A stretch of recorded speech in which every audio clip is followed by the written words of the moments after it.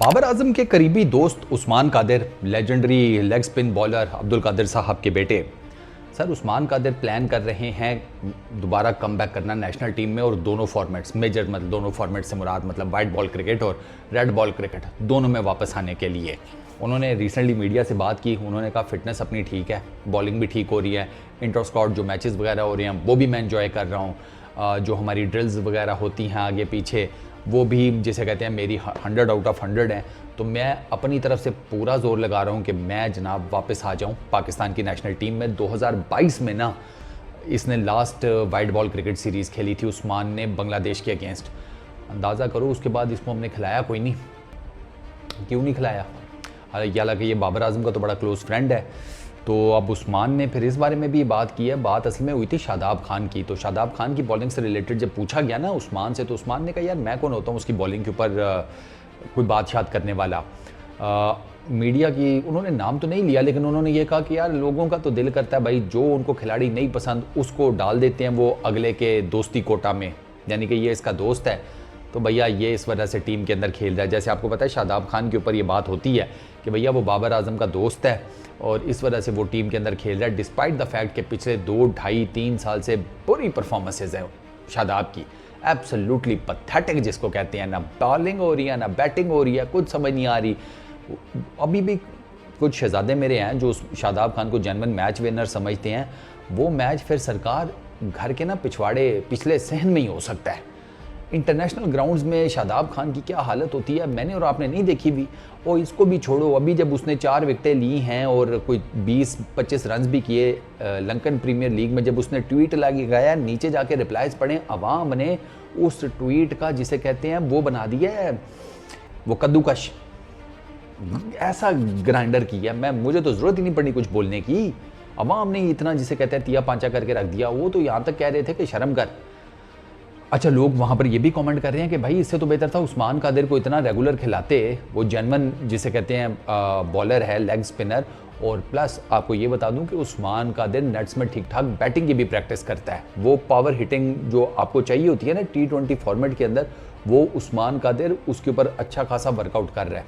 ये भी मैं आपको एक चीज़ बता दूँ, तो देयर इज़ अ चांस कि आने वाले कुछ टाइम फ्रेम में ये अपनी बैटिंग को इतना इम्प्रूव कर दे कि यार एक आपका वो जो ऑलराउंडर हार्ड हिटर का मिडल ऑर्डर में मसला बना हुआ है वो शायद उस्मान कादिर हल कर दे।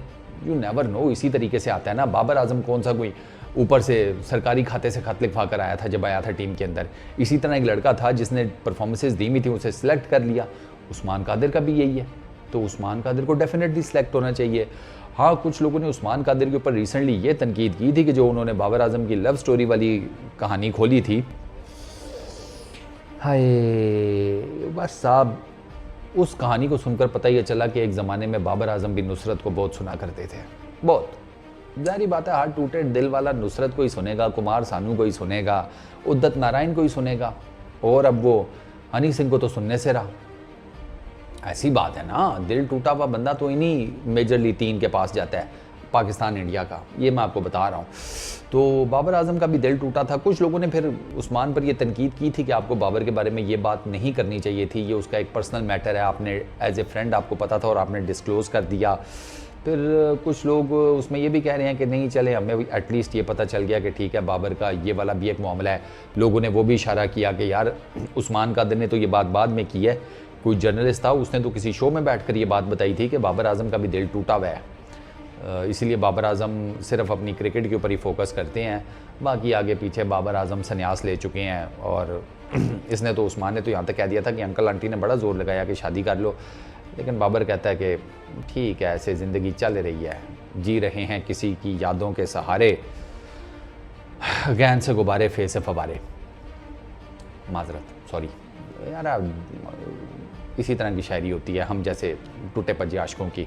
बट खैर कमिंग बैक टू उस्मान, यार लेग स्पिनर बहुत अच्छा है। मैं ये मानता हूँ कि उसका कोई अभी बहुत ज़्यादा एक्सपीरियंस नहीं है, 20-25 उसके T20 इंटरनेशनल मैचेस हैं, एक आधा उसका ODI मैचेस है, लेकिन फिर बात वही है कि एक्सपीरियंस जो हम कहते हैं वो मैचेस खेल कर ही आएगा। उसको कोई थोड़ा हम खिलाएँ, कोई टेस्ट क्रिकेट खिलाएँ, कोई वो उसको हम ODI क्रिकेट रेगुलर खिलाएँ, कोई T20 क्रिकेट रेगुलर खिलाएँ, उसे पता चले कि भाई फैंटा लगता है तो किस हिसाब से लगता है, टेस्ट क्रिकेट में आउट करना पड़ता है तो कितनी जान लगानी पड़ती है, ये सारी चीज़ें उसकी कैलकुलेशन में तभी आएंगी ना जब वो रेगुलर खेलना शुरू करेगा।